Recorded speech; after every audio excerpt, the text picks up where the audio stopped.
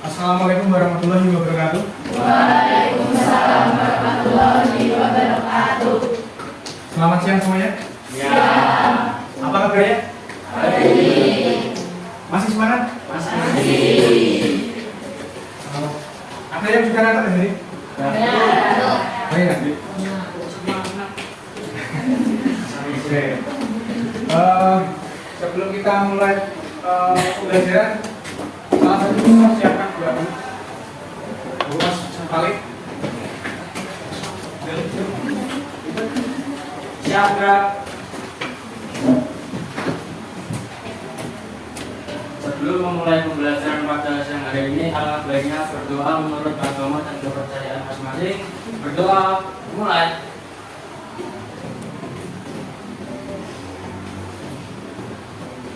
Selesai. Oke, silakan.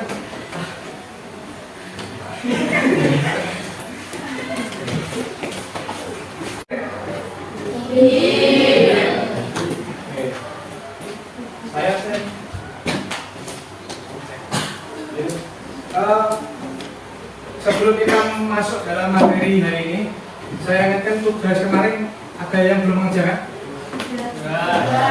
Sudah? Kalau sudah, ditunggu. Oke, teman-teman, kemarin sudah membuka LMS Classroom? Sudah membaca materi? Silakan kalian membuka Google Classroom terlebih dahulu. Kemudian kalian baca materi yang sudah saya kirimkan di salin ya, mengenai di pokok dan ide penjelas dalam teks argumentasi.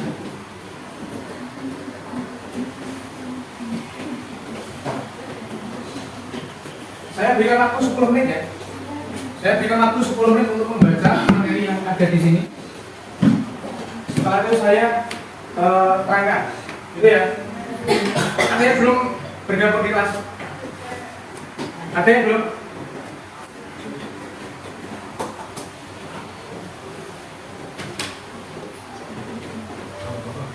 Ini masih 32 siswa, berarti masih ada 4 siswa yang belum masuk ke dispen.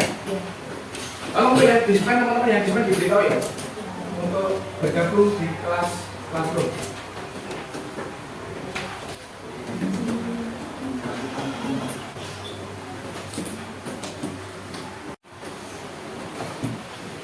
Oke, sudah selesai. Saya terangkan. Hari ini kita akan mempelajari mengenai ide pokok dan ide penjelas dalam teks argumentasi.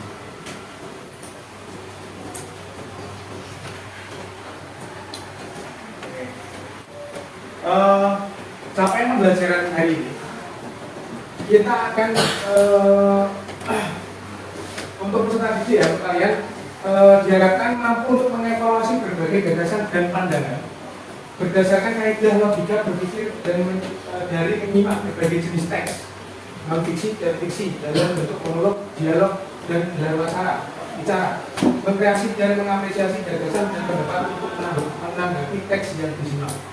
Kemudian untuk elemen yang membaca dan memeriksa, kalian ini harus mampu mengevaluasi gagasan dan pandangan berdasarkan kaidah logika berpikir kritis dari membaca berbagai tipe teks, yakni non fiksi dan fiksi di media cetak dan elektronik. Peserta didik mampu untuk mengapresiasi teks fiksi dan non fiksi. Kemudian untuk tujuan pembelajaran hari ini, setelah membaca teks argumentasi dengan cermat, peserta didik mampu mengidentifikasi ide pokok dan ide penjelas yang ada dalam teks argumentasi. Jelas ya? Untuk hari ini kita akan mengidentifikasi ide pokok dan ide penjelas yang ada di dalam teks argumentasi.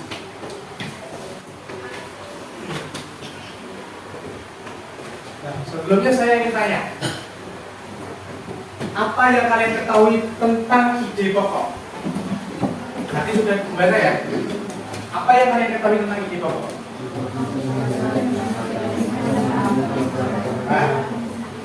Ini tanggal 3. Jadi ide pokok itu hanya ada satu dalam satu paragraf ya.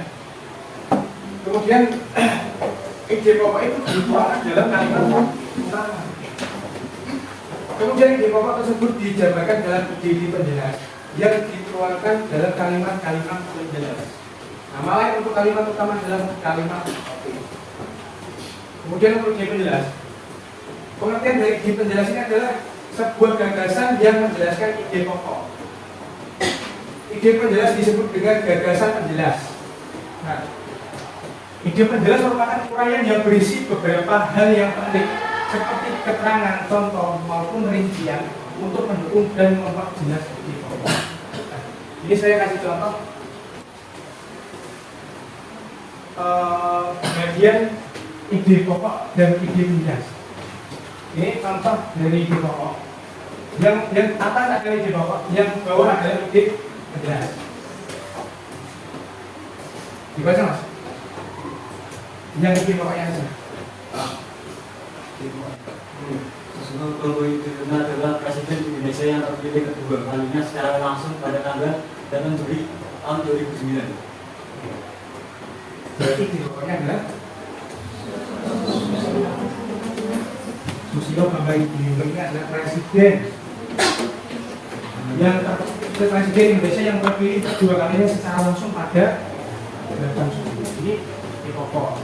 Kemudian setelah ide pokok dijabarkan, kemudian diikuti dengan kalimat-kalimat atau ide penjelasnya.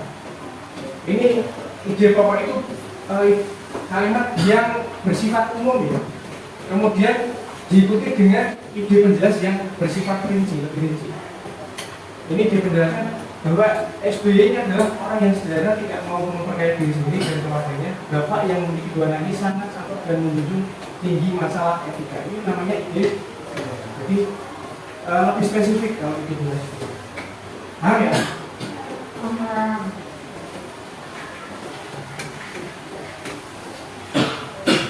Kemudian cara menentukan ide pokok. Ini, kalau garis bawahi. Untuk menentukan ide pokok dapat dilakukan berdasarkan beberapa hal seperti itu. Pertama, mengenali tipe atau jenis paragraf. Tadi ya, paragraf induktif sama paragraf induktif. Kemudian memahami perbedaan kalimat utama dan kalimat penjelas. Sudah jelas kalimat utama itu lebih umum, lebih bersifat umum. Terus paragrafnya itu merupakan paragraf pokok dan diikuti dengan kalimat penjelas. Kemudian nomor 3, mencari kalimat utama dalam paragraf. Jelas ya, ini kalimat utama dalam paragraf itu jelas. Kemudian nomor 4, kalimat utama berisi gagasan pokok paragraf. Yang kelima, kalimat utama dapat terletak di awal atau di akhir paragraf. Kalau di awal itu namanya paragraf, kalau di akhir, kalau di awal dan di akhir, ayo paragraf campuran.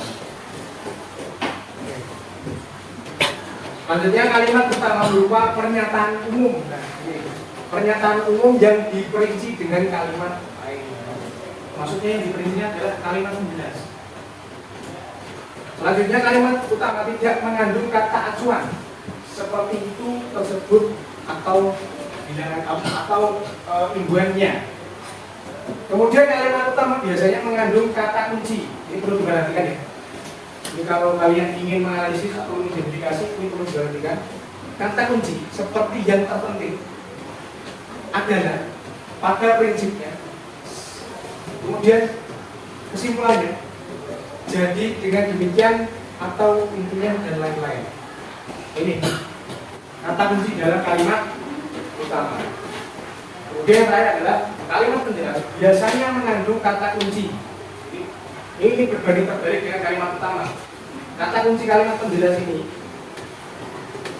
seperti dengan kata lain, ini memperjelas. Kemudian hal itu menunjukkan alasan. Kemudian artinya ini juga kalimat penjelasan.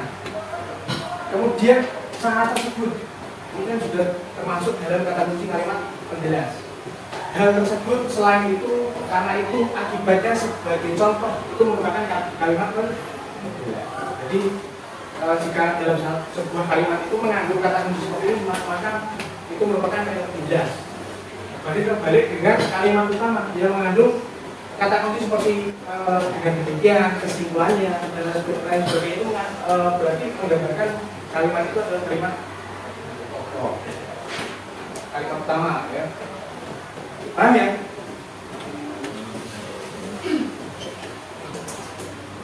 Kemudian kita masuk pada pola pengembangan paragraf. Pola pengembangan paragraf ini dibagi menjadi dua. Kalau begini, ada paragraf induktif dan ada paragraf deduktif. Paragraf deduktif itu tadi apa?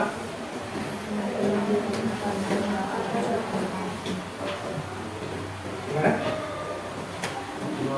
Paragraf deduktif itu apa tadi? Isi pokoknya di awal paragraf. Kalimat utamanya di Awal paragraf. kalau induktif Kalimat utama di akhir paragraf. Kalau kalimat utamanya di awal dan akhir, namanya Sambungan. oke. Ini contoh dari paragraf induktif. Jadi sama halnya dengan kalimat tadi yang sudah dijelaskan. Paragraf induktif itu kalimat utamanya di awal paragraf. Nah, seperti ini menjelaskan mengenai Susilo Bambang Yudhoyono adalah presiden ke berapa? Nah, ini presiden SBY ini terpilih kedua kalinya pada tanggal 8 Juli. Ini paragraf utamanya berarti SBY, presiden SBY. Kemudian dilanjutkan dengan kalimat penjelas. Kalimat penjelasnya apa? Dia adalah orang yang berani dan tidak mau memperkaya diri sendiri. Sampai pada sikapnya yang mencerminkan citranya sebagai orang yang punya penyayang dan bersahaja. Jelas ya, ini paragraf deduktif ini adalah kalimat utamanya terletak di awal paragraf dan diikuti dengan kalimat penjelas. Kemudian paragraf induktif, kalimat utamanya di akhir. Nah, seperti ini. Ini menjelaskan tentang siapa, sosok siapa. Ibnu Khaldun. Ibnu Khaldun. Nah, mana yang menunjukkan ide pokoknya?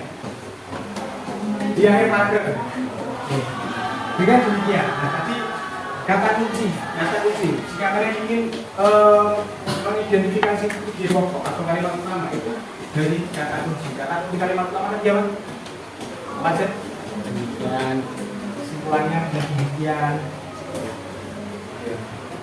Nah, ini sama di akhir paragraf ini menunjukkan kata kunci dengan demikian. Berarti ini adalah salah satu kata kunci kalimat utama dalam sebuah paragraf induktif.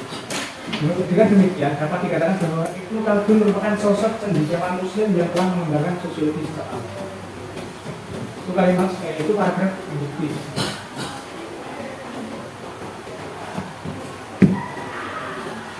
Nah, sekarang kita coba latihan soal itu. Latihan untuk mengidentifikasi ide pokok dalam paragraf. Oke, ada yang mau membaca? Ya, baca. Jelas ya?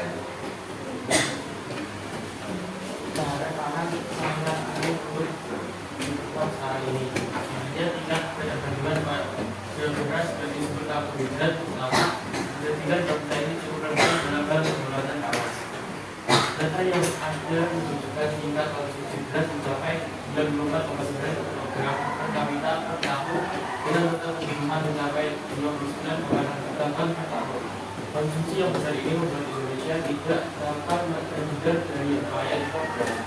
Memang produksi beras ini mencapai kebutuhan, tetapi pemerintah perlu impor bagi kebutuhan untuk mengendalikan harga di pasaran. Sekarang ada yang ingin menjawab. Mana ide pokoknya? Kemudian apa pola pengembangannya? Nah, Ada yang bisa menjawab? Mana di bawahnya? Yuk, silakan. Yang mau jawab? Yuk. Yuk, latihan, latihan yuk. Mana ide pokoknya?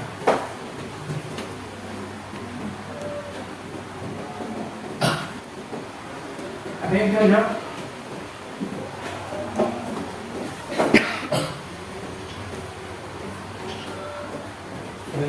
Bisa jawab?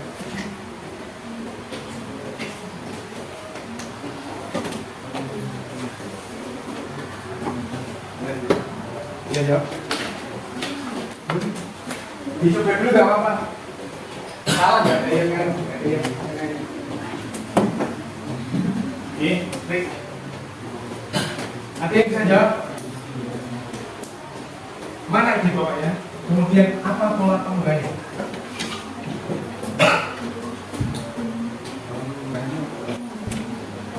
Gak ada yang bisa jawab nih? Ayo untuk kecil. Salah gak apa-apa ya dia. Ya pokoknya tekanan tangan sangat penting untuk diperhatikan. Terus pola pengembangannya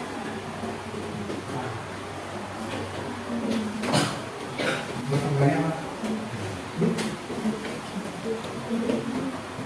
Oke, nah kita lihat sama-sama jawabannya apa? Iya benar. Nah, bisa jawab? 25. Mas.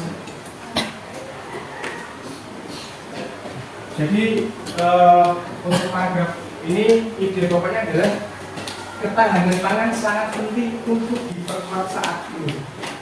Sekarang ini. Nah ini bisa dianalisis atau bisa dilihat kalimat itu. Kalimat utama itu adalah gagasan pokok. Kalimat utama itu gagasan pokok yang menjadi sebuah di paragraf. Mana yang di paragraf? Ini lagi ngomongin apa sih? Ini lagi membicarakan mengenai ketahanan pangan yang sangat penting untuk diperkuat saat ini. Kemudian kalimat-kalimat selanjutnya ini merupakan kalimat penjelas dari kalimat utama ini.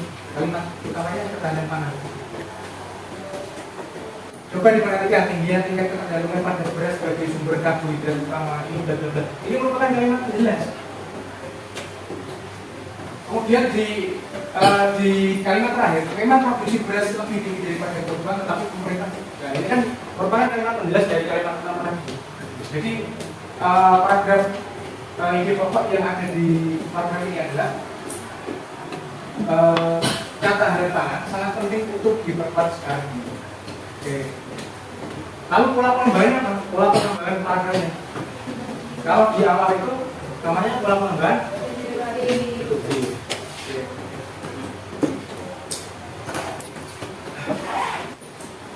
Sebelumnya saya mau tanya, ini ada yang belum paham ya?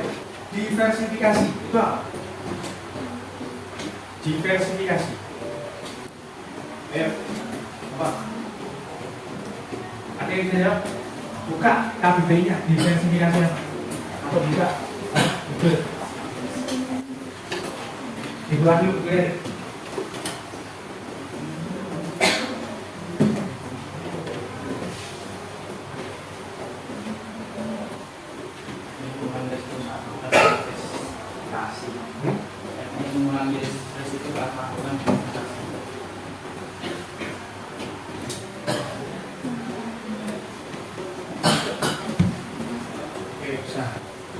Ada lagi diversifikasi. Keanekaragaman. Apa? Keanekaragaman. Penganekaragaman. Penganekaragaman berarti memperbanyak ya, variasi dari. Itu dari mana? Dari penganekaragaman. Dari diverifikasi.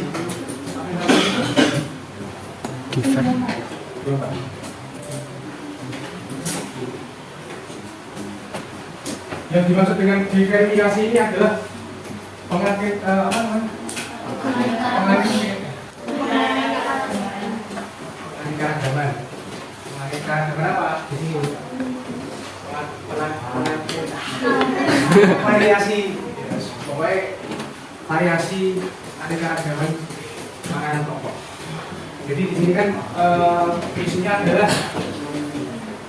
ketahanan pangan di Indonesia ini semakin menipis ya, karena kebutuhan pokok atau makanan pokok di Indonesia ini termasuk saat ini semakin tahun semakin berkurang.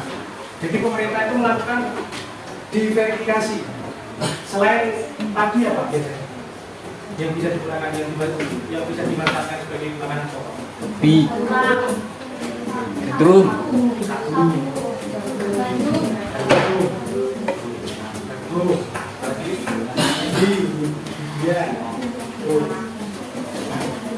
jadi diversifikasinya adalah penganeka-ragaman atau alternatif, jalan alternatif untuk mengurangi ketahanan atau memperkuat ketahanan pangan di Indonesia. Kita lanjut pada soal kedua.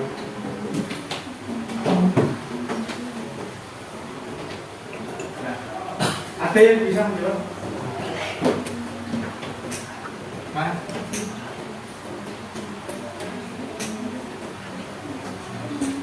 Ada yang bisa menjawab? Ide pokoknya gimana? Setelah itu. Iya.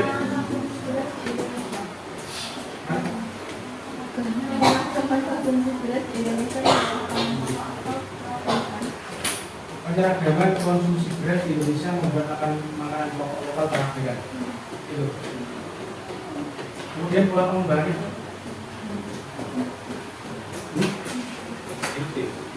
Benar ya? Jam berapa? Jumlah belas.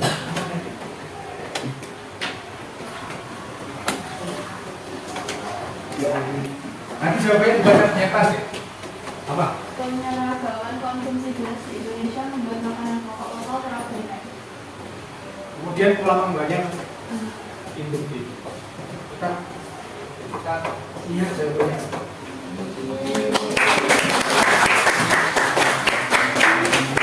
Jadi di pokok paragraf ini terletak pada akhir paragraf. Ya. Penyeragaman konsumsi beras di Indonesia membuat makanan pokok lokal tetap vegan. Jadi dari atas, dari awal kalimat awal data dari berbagai ini menunjukkan bahwa ini yang kalimat penjelas ini terletak pada awal. Kemudian kalimat utamanya terletak pada akhir paragraf. Jelas ya ini? jelas Pak. Jelas jadi kalimat penjelasnya itu di atas.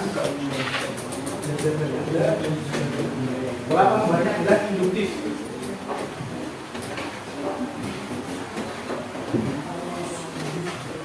Oke, soal terakhir. Nah, ya. Ngatur. Dengan demikian, konsumsi pangan lokal sebagai sumber karbohidrat lainnya dihadapkan kesulitan. Oke. Induktif. Action dong. Action gue. Saya mau tahu alasan kamu memilih kalimat utama atau ide pokoknya di akhir kalimat itu seperti apa? Karena apa? Kata kuncinya dengan dia. Saya pola pengembangannya di kalimat sebelum-sebelumnya. Kita kunci jawabannya ya. Kita kunci jawabannya. Apakah benar jawaban dari enggak? Sama dengan enggak.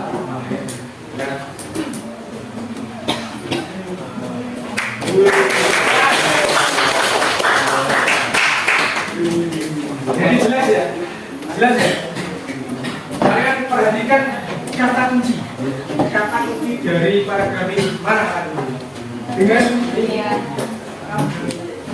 hanya dengan demikian ini bisa menunjukkan ide pokok paragraf. Maka pola pengembangan yang digunakan pada paragraf ini adalah paragraf bukti. Oke, selesai ya? Oke, untuk selanjutnya saya berikan penugasan tugas di rumah aja, ya.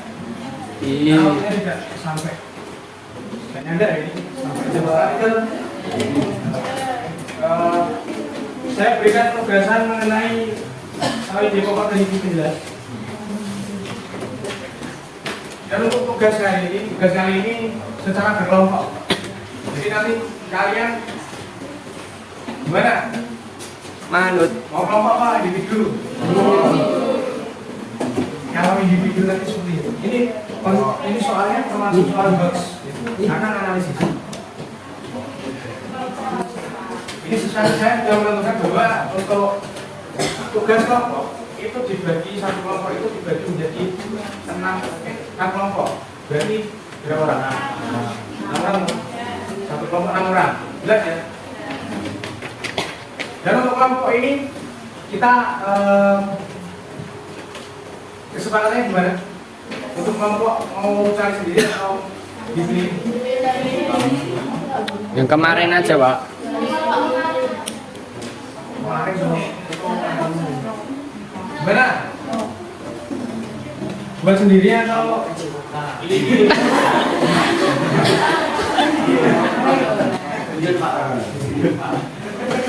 Iya, dia mau anu? Sendiri ya? Sendiri ya? Sendiri. Ya. Kalau pilih sendiri, mobil ditentukan mulai sekarang. 6 orang 6 orang.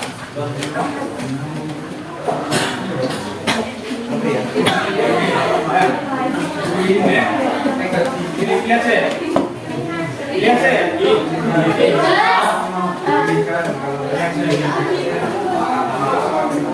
Oke. Untuk buku perdagangan untuk bahasa Indonesia belum ada ya. Buku perdagangan belum ada ya. Yang Pak Umar, enggak. Untuk itu saya memberikan mau belajar bahasa Indonesia kelas 11 di classroom. Bapak silakan dibuka untuk dipelajari. Karena ini buku mau belajarnya hanya satu ya. Jadi buku merdeka. Nanti silakan pelajari cara mandiri di rumah. Karena sampai saat ini belum ada buku perdagangan untuk kelas. Itu ya. Dan jangan lupa tugas hari ini ya, tugas hari ini kelompok itu dikerjakan dan dikumpulkan minggu depan. Oke, hari Senin ya. Hari Senin kita iya. Untuk perwakilan kelompok silakan maju di sini ya. Perwakilan kelompok. Iya.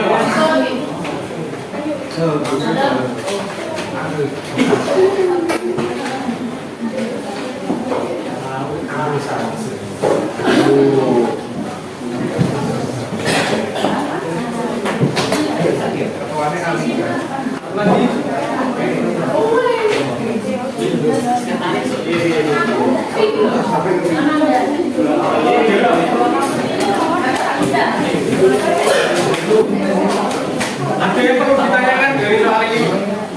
Dari tugasnya ada yang perlu ditanyakan? Jelas ya?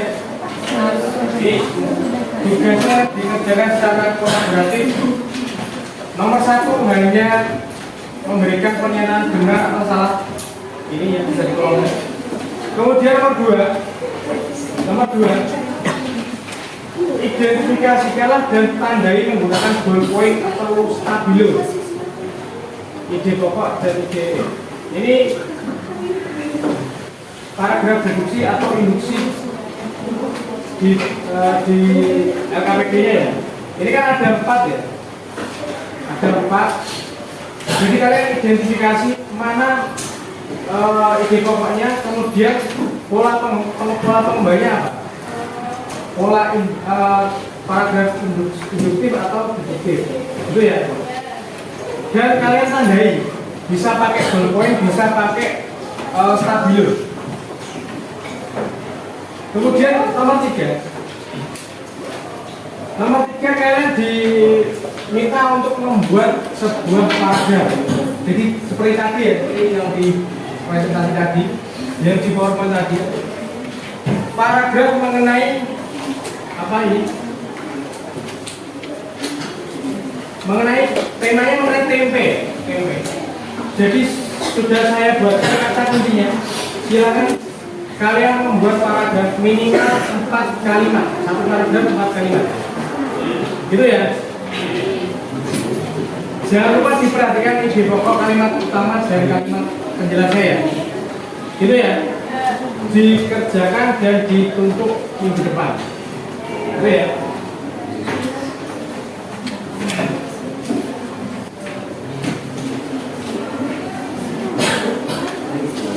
Ada yang mau ditanyakan sebelum saya akhiri? Ada yang ditanyakan? Halo. Jika tidak ada yang ingin ditanyakan, saya akhiri. Sebelum kita akhiri, mari berdoa dulu.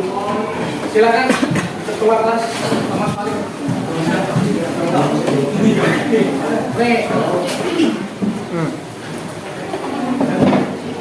Di tempat tidur siap, Bro.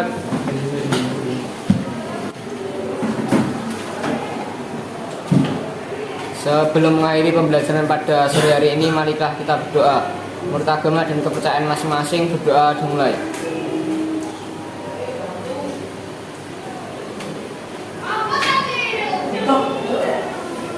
Doa selesai. Sekian, wassalamualaikum warahmatullahi wabarakatuh.